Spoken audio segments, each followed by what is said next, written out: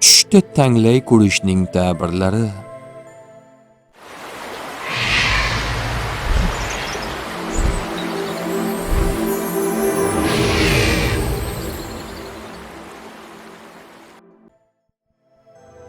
Ibn Sirinning aytishicha, tushda tanglayini uzayib ketganini ko'rsa va tomog'ini yopib qo'yganini ko'rsa, dunyoga haris bo'lishi va odamlarni g'iybat qilishini bildiradi.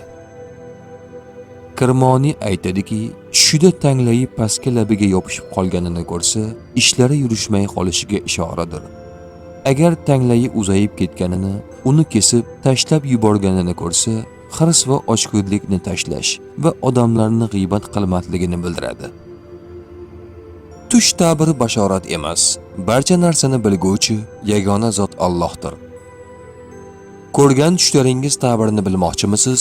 Unda kanalimizga obuna bo'ling.